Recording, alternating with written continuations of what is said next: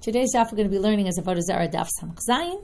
Today's daf is sponsored by Laura Roshavsky in loving memory of her mother, Evelyn Margolis, on her second year at site.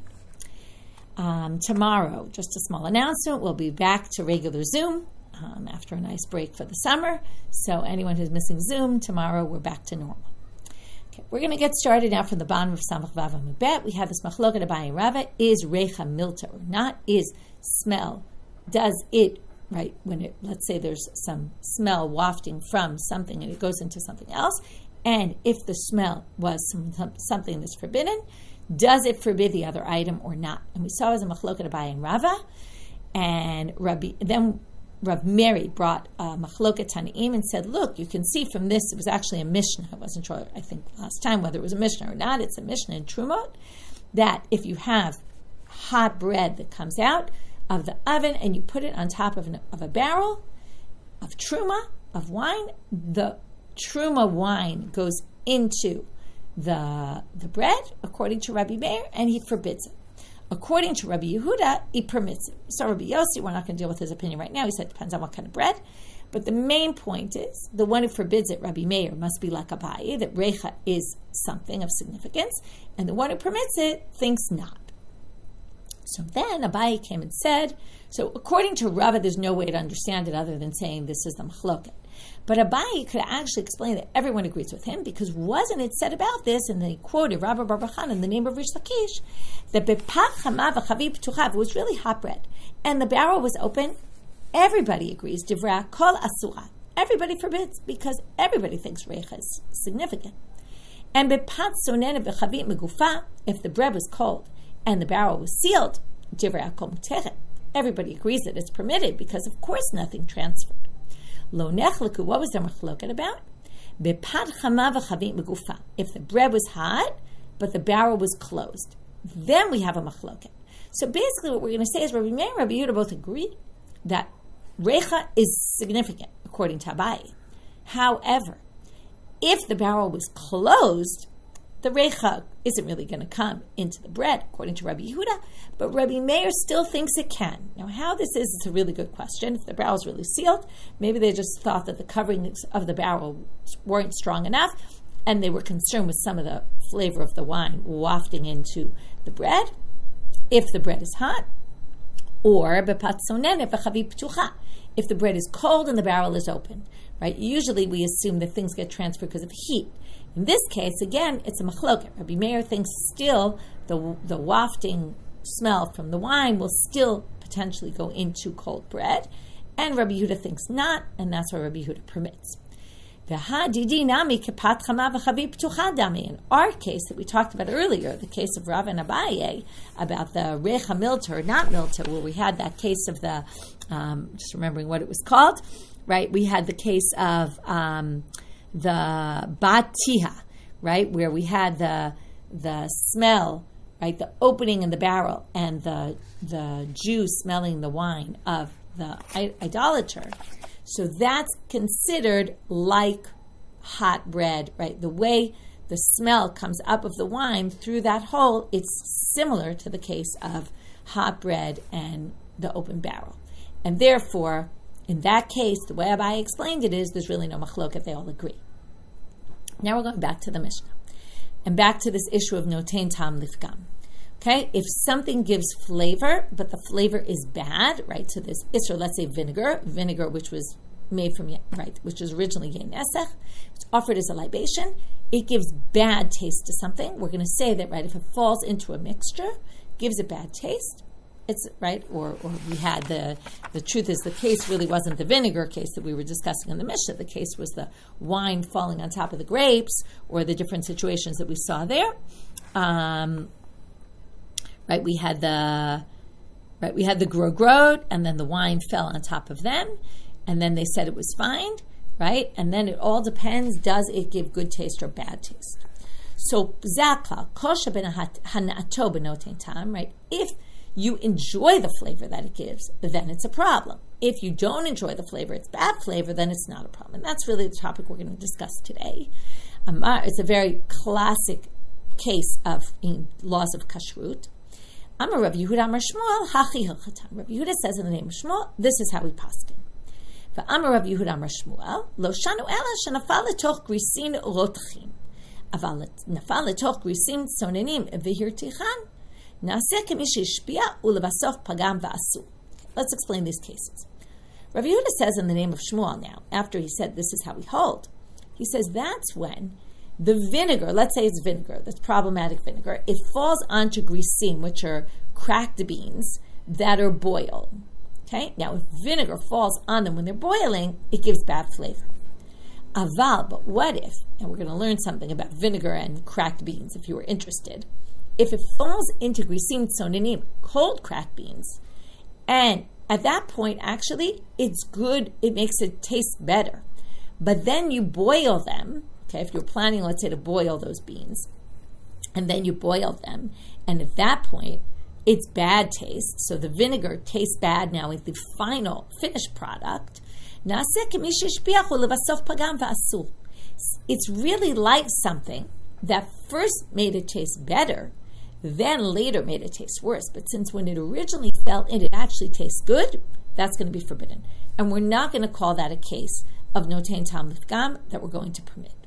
Okay, so again, what this means is, if it down the road gives bad taste, but at the moment that it falls in, it's good, it actually enhances the flavor. The flavor is good for it, like vinegar into cold cracked beans, then we're actually going to say it's forbidden. Because that gave good flavor originally, even though later when we boiled it, it gave it bad taste. V'chein kiata Ravin, and when Ravin came from Israel, Amar Rabbi Barchan, Amar Rabbi Yochanan, he passed down the name of Rabbi Barchan, who passed down the name of Rabbi Yochanan, Lo shanu ela, and he said this exact same thing, which is, in other words, the point being, Rav Yehuda said in the name of Shmuel, and in Israel they were saying it in the name of Rabbi Yochanan. Lo shanu ela shenafal letoch grisim rotchim. It's going to be the exact same thing. It's only if it falls into the beans when they're boiling, which gives bad taste right away. Aval nafal letoch grisim tzonenim v'hirtichan. But if they fell into the cold beans and then you boil them, naaseh kemi shehishpiachu levasof pagam v'asu. So again, that's like something that originally gave it good flavor and only later gave it bad flavor, and that's going to be forbidden. V'chein, and likewise, ki'ata Rav Dimi, when Rav Dimi came from Israel, now the assumption is he said the exact same thing that we just said. They don't even bother to say it. But he added, and he said, by the way, if you want to hear more about this dish of the vinegar on the cold cracked beans being a good thing, in Sipori on Erev Shabbat, they used to prepare these. They used to prepare cracked beans with vinegar. The cracked beans were cold. And Kor'im otam shachalayim, and they call them shachalayim, which is cress, because it's not cress. Cress is a certain type of vegetable, a bitter vegetable, that they would add vinegar to it when it was cold. That's how they would prepare it. So they prepared these beans in the same way, and they were actually, it was, a delicacy, or I don't know what, but it was good. They ate it. And they called it cress, that's just an aside, because cress is prepared in a similar manner. Okay, that was just a point being, this people do. Okay, now we're going to have two versions of Rish Lakish, which he says something about notein tam lifgam, and Rashi kind of clarifies things for us. The first version, he's being more stringent about it, and in the second reading of Rish Lakish, he's being more lenient about it. So we're going to see. Notein tam lifgam she'amru. Okay, we're going to go back to this word she'amru. Okay, the notein tam lifgam, that's going to be much later in the shir. When they say notein tam lifgam, something gives bad flavor and it will be permitted. That they said, meaning this whole thing that the rabbis say that notein tam lifgam is going to be permitted. Lo sheyobru ktera zo chasera melach, yitera melach, chasera tavlin, yitera tavlin. Okay, we all know that food, when there's too much salt or not enough salt, okay, chasera melach, it's missing salt. Or yitera melach, or it's got too much salt. Or chasera tavlin, it's missing spices, or it's got too much spices. Okay? Now, we're not talking about, when we say it's notein tam lifgam, we're not talking about a dish that was already kind of not so great because it was missing salt or missing spice.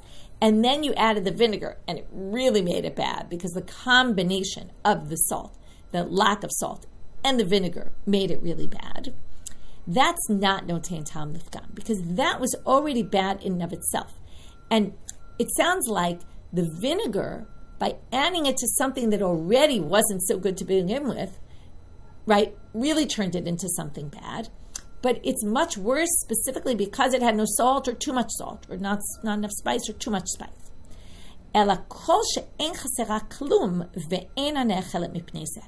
The only time, according to the first version of Rish Lakish, and that's why it's a chumrah, it's a stringency, the only time we're going to permit notein tam lifgam, specifically, if it was perfectly good before, it was spiced just the right way.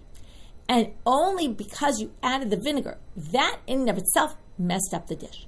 But if the dish was already bad to begin with, and this just made it worse, that's not going to be notein tam lifgam that we're going to permit, because it was already bad to begin with. Ika de amre, amar Rish Lakish, but some people say Rish Lakish said, this is the one version, lekula, notein tam lifgam shambru. When they said, again, when the rabbi said notein tam lifgam is going to be permitted, ein omrim, we don't say that k'tera zo chasera melech, yitera melech, chasera tavlim, yitera tavlim. Ela hashta mia hapagma. We don't say, oh, well, the dish anyway is missing salt, or it's got too much salt, or anyway missing spices, or too much spices, meaning the exact what we just said a minute ago. We don't say, oh, well, anyway it was bad, so therefore notein tam lifgam doesn't work. No. Ela hashta mia hapagma. The fact is, even though it was missing salt and tasted pretty bad to begin with, the fact that we now have vinegar makes it much worse. That's going to be forbidden because ha-pagma, because when you added the vinegar, it made it worse. So the vinegar is not considered, again, this is notein tam lifgam, it gave bad taste to it, even though it was already bad, but this made it taste even worse. That's going to be also a case of notein tam lifgam. So we have opposite versions of Rish Lakish. If it's not only the vinegar, but also something that was already missing, or too much of it was in it before, and it already wasn't tasting good, is that going to be a case of notein tam lifgam when we add this vinegar and it tastes worse, or is it not? That's the two versions of Rish Lakish. We'll come back to this in a bit. Now, Amar Rabbi Avahu, Amar Rabbi Yochanan, he's going to bring some rules about, again, these are basic laws of kashrut. Kol she'ta'amo umamasho asul lokin alav. Okay, if ta'amo umamasho, okay, we have meat falls into, okay, or milk falls into meat, or meat falls into milk. Let's say meat falls into a dairy soup.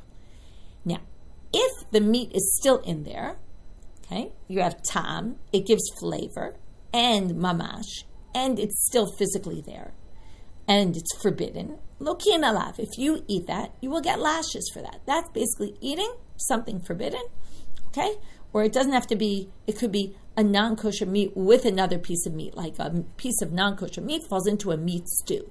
And then you eat that meat stew, and the taste of the meat is there, the actual piece of meat is there, and it's forbidden and you get lashes. Now, you're only going to get lashes if you eat an olive bulk's worth of the meat in an amount of time that it takes to eat a half a loaf of bread, okay, which ranges from 4 to 9 minutes according to the different opinions.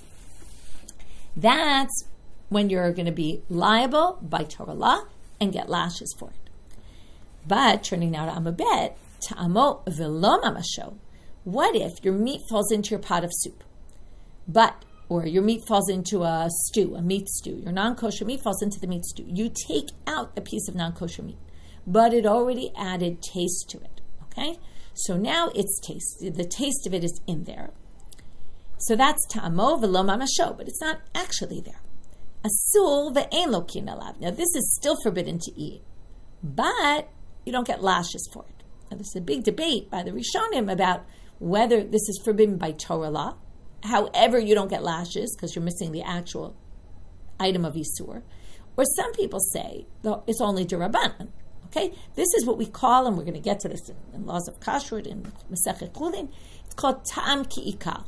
Flavor is as if the item's there, although it's not completely as if, right? That's the whole ta'am ki'ikar. It's as if the item's there, but since it's not actually there in reality, you're not going to get lashes for it. Ve'im riba ta'am lifgam, and if it added more bad taste to the food, mutal. If this meat made it taste awful, let's say the meat was spoiled, and it gave a bad taste to it, then it will be permitted. Now the language im riba ta'am lifgam, if it added bad taste, okay, we're going to talk about this in a second. The Gemara says, "V'lema im natan ta'am lifgam mutar." Why don't you just say if it gave bad taste, like we've been saying all along?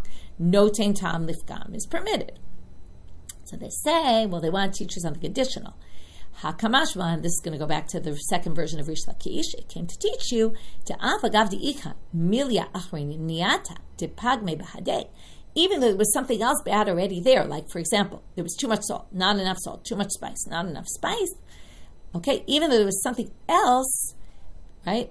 Then it's still going to be notein tam lifgam, and that's what we said im riba. If it adds more bad taste to something that's already got bad taste, and obviously, by the way, if it doesn't add, but right, it didn't have any bad taste to begin with, obviously that's notein tam lifgam, if the meat itself gave it bad taste. But even if it already had bad taste because it was missing salt, and then it made it even worse, it's still going to be permitted, and that's hilchataka lishna batra to Rish Lakish. That's like the second version of Rish Lakish.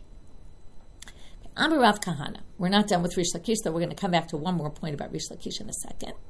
Rav Kahana now says, Midivrei kula, from everything everybody said in the sugya so far, nilmad notein tam lifgam mutal, right? Basically, all the opinions we saw of the Amoraim seem to say, if it gives bad flavor, right, it gives a bad taste, it's permitted. That's what we saw. We saw Shmuel said it, we saw Rabbi Yochanan said it, right? We were quoted all these things, and okay, that's giving bad taste. Giving bad taste is permitted. Amar le Abaye. Abaye says, I'm not sure everybody, and now we're going to go back to those words Rish Lakish said that I pointed out in the beginning. Ella. But he says, Bishlama mikulu l'chai. All the other opinions you quoted, I get. You're right. They all said notein tam lifgam is permitted. Ella de Rish Lakish, amru ka'amal, v'leilo svirale. Let's go back to the language of Rish Lakish. Not what he said, but how he said it. He started off in both versions, okay, notein tam lifgam she'amru. The notein tam lifgam, this whole idea that notein tam lifgam, if it gives bad flavor, it actually is permitted. Again, just to be really clear, we're talking about forbidden item falls into permitted item. The forbidden item gives a taste, but the taste is bad, then it's permitted. The whole mixture is going to be permitted. Now this is only, right, now notice what he says. The notein tam lifgam she'amru, that they said. So comes about, why do you say that they said? Why don't you just say notein tam lifgam? He said the notein tam lifgam that they were talking about sounds like he's quoting the rabbis, but he doesn't hold that way necessarily. In other words, what Rabbi is saying is, Rav Kahana, you're saying everybody holds this way. Not clear. Maybe Rish Lakish disagreed, and he was just saying, according to you who holds this way, well, and then we have the two versions of Rish Lakish where he goes with it, either a more strict opinion about it or a more lenient opinion about it. So that's the first thing. So Rav Kahana says, from everybody, it seems like notein tam lifgam is permitted. Abaye said not necessarily everybody, maybe Rish Lakish disagrees. Then we're going to say another thing about this point, the fact that Rav Kahana says this, and it's interesting because this goes back on Daf Lamed Zayin, I think it was, when we were talking about Pat Akum, or Lamed Hey, I forgot what Daf, but when we were talking about the bread of the Akum, and there we said that Rav Kahana actually quoted Rabbi Yochanan as saying, the pot wasn't permitted by the court, and then they said, oh, it sounds like the fact that you had to say this, it sounds like someone did permit it. Is that true? And then they said, yes, it is true. So there were different possible ways of reading that line. We're going to do the same thing here. So Michlal, from the fact that Rav Kahana said, it from all the things that everybody said, you could say that notein tam lifgam is permitted. Michlal di ikalaman da amar notein tam lifgam asur. It sounds like somebody thinks that there's someone who thinks it's forbidden. And is there really someone who thinks that Rav Kahana had to get up and say this? Right? Because people don't make these statements. Oh, from everything we saw, it seems notein tam lifgam is permitted. It's obvious. So it must be that somebody thought it was forbidden. And is there really someone who thinks it's forbidden? That if it gives bad flavor, it's forbidden? To which the Gemara answers, in fact, there is someone who says that. V'hatanya, it says in a Braita, echad notein tam lifgam, ve'echad notein tam l'shevach asur. Whether it gives good flavor or whether it gives bad flavor, it's forbidden. That's Divrei Rabbi Meir. So Rabbi Meir is the one actually who, now we're going to see that Rav Kahana was saying everybody seems to all this way because there's really someone who doesn't, Rabbi Meir. Rabbi Meir says whether it gives good taste or bad taste, it's going to be forbidden no matter what, because there's isur in it. That's actually kind of intuitive, right? So what if it gives bad flavor? That's like a big chiddush. If it gives bad taste, well, it's going to be permitted. But, right, the logic would state there's isur, right? That there was flavor. If we say flavor is ki'ikar. It's important. Then there's flavor that's isser. What's the difference if it gives bad taste or good taste? Rabbi Shimon disagrees with Rabbi Meir, and that's the opinion everybody holds by, which is l'shevach asur l'fgam mutal. If it gives good flavor, it's forbidden. If it gives bad flavor, then it's not forbidden, because you don't want the taste, right? So if you don't want the taste, so it's as if it's really not there, right? Because it gives bad taste. Now they want to know, where do we get this from? My Tamid Rabbi Meir. Where does Rabbi Meir get his opinion from? Gamar migiulei ovdei kochavim. He learns it from, if you remember in the Torah, you have to kosher the utensils of Gentiles. Where do we get it from? Right? From the whole war they had with the Midyanim, and then they killed them, and then they took their stuff, and they had to kosher it. Right? They had to kosher it because the taste was forbidden. Now the assumption is that must have been, okay, now here we get to basic laws of kashrut. When do we assume something's notein tam lifgam? After 24 hours passes from its last use. Now we assume if they had to kosher all the utensils of the Midyanim, it must be 24 hours have passed, and they still had to kosher them. So that would prove Rabbi Meir's point, that even though it gives bad taste, it's still forbidden. So they say, right, so just like there, was it not notein tam lifgam v'asar rachman, and the Torah forbade, so hachanami lo shnas, so we'll say the same thing here. V'idach, so what does Rabbi Shimon say about the giulei of dekovim? They had to kosher all their pots and pans, even though they hadn't been used in 24 hours, which means equals gives bad flavor. So they say, Kid Rav Huna b'rei Rav Chia. He held like Rav Huna, the son of Rav Chia. Ta'amar Rav Huna b'rei Rav Chia, as he said, Lo asra Torah el k'dera bat yoma. Actually, the Torah only forbade the utensils that we used within the last 24 hours. Okay, delo lifgamu, and that doesn't give bad flavor. So there's two approaches right now. Rabbi Meir, who holds they had to kosher everything, and Rabbi Shimon, who holds no, they only had to kosher the things that we used within the last 24 hours, based on the statement of Rav Huna b'rei Rav Chia. To which we're now going to go back to Rabbi Meir. Maybe he's right about that. Maybe they really only had to kosher some of those things that were used within the last 24 hours. So how do you explain that? If you think notein tam lifgam is asul. To which idach, so what's Rabbi Meir going to say? Now this assumption we made before about 24 hours equals notein tam lifgam, but within 24 hours it's giving good taste, right? Whatever was absorbed and comes out is still fresh kind of thing. Rabbi Meir says, what do you mean? No, anything absorbed in the pot that comes out later, even if it's within 24 hours, it's still going to have some bad taste to it. And the fact that it has bad taste and they still had to kosher all the utensils proves my point. That's what Rabbi Meir said. Now we go back to Rabbi Shimon. Rabbi Shimon, my time. So what's Rabbi Shimon's reason? In other words, so far we proved Rabbi Meir's reason. Rabbi Meir said, Giulei of Kochavim, the fact that they had to kosher all those utensils proves that notein tam lifgam is forbidden.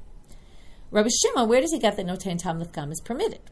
D'Tanya, he's going to learn it from laws of nevela. What does it say about nevela, which is non-kosher meat? Now notice, until now we've been talking about something giving taste into something else in a ta'arovet, in a combination. Something of isur fell into something of heter, right? Something not permitted fell into something that's permitted. Now he's going to explain this concept of notein tam lifgam is going to be permitted from a different law entirely, but having to do with kashrut, but not mixed substances, heter and isur. Lo tuchlu kol nevela. Don't eat nevela, right? Animals that died or were not slaughtered properly. Lagil asher b'sharecha, okay, titnena, etc. Give it to the ger in your gates, okay? Meaning the ger toshav, not a ger who's a full-fledged convert, but the ger toshav that we learned about not so long ago. Kol haru'uya lager, kruya nevela. She'en ru'uya lager, en kruya nevela. It's only a nevela, which is forbidden by a lo taseh in the Torah to eat, if it can be eaten by a ger. That's the drasha here. If it can't be eaten by a ger, then it's not a nevela. In other words, if it's not even edible, because it can't be eaten by someone, then it's not food, then it's not forbidden. Which proves that notein tam lifgam is going to be permitted, because that's not really food. Okay, the Rishonim ask, it's a little difficult, because giving bad flavor is not the same as being inedible, right? What we really mean by the nevela is if it's inedible and can only be eaten, let's say, by a dog and not by humans, then it won't be nevela, okay? It won't be an isser nevela. Meaning, if you were to eat it, which I don't know why you would if it's inedible, but let's say you were to eat it anyway, you wouldn't get lashes for it, okay? You wouldn't have been transgressing the lo taseh. It's not exactly the same as something that gives bad flavor, which is edible. But anyway, that's a question we're going to put aside. But with that, we're going to end our daf. So let's just do a quick review. We finished with the machloket. Is it a machloket tanaim? Abayin Rav Recha Milta Lav Milta?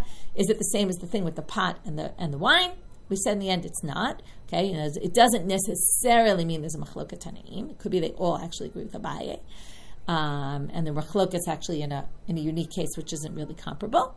Then we went to this whole topic of notein tam. We showed that we paskin only if it gives good taste, like the Mishnah said. Is it going to be forbidden in a mixture, right, of forbidden and non-forbidden items? And if it gives bad flavor, right? So if it's good flavor, it's going to be forbidden. If it gives bad flavor, it's going to be permitted. We saw that kind of everybody ends up holding that way, although Rish Lakish, we had a bit of a question about it. Rish Lakish, there were two versions of what he said, whether he was being more stringent about the application of notein tam lifgam asur, or whether he was being more lenient about it, if there's both lack of salt or too much salt, in addition to the bad taste of the forbidden item. Is that going to make it notein tam lifgam, which will be permitted or not? So the two versions. Then we went to this, the kind of categorization. Tam and mamash versus tam below mamash. What actually you're forbidden? Both are forbidden, but one you get lashes for, one you don't. And then if it adds more bad taste to it, then it'll be permitted, and that's what we saw before, right? If the flavors it but gives it bad flavor, it'll be permitted, and even if it adds to something that was already not so great to begin with, like the second version of Rish Lakish. Then Rav Kahana had this statement about everybody says notein tam lifgam is mutar. Abaye kind of questioned, maybe not Rish Lakish. And then we said, is it possible there is someone who permits? And right, it sounded like it from Rav Kahana's statement. And in fact, they say, yes, Rabbi Meir. And then, is there someone who forbids it?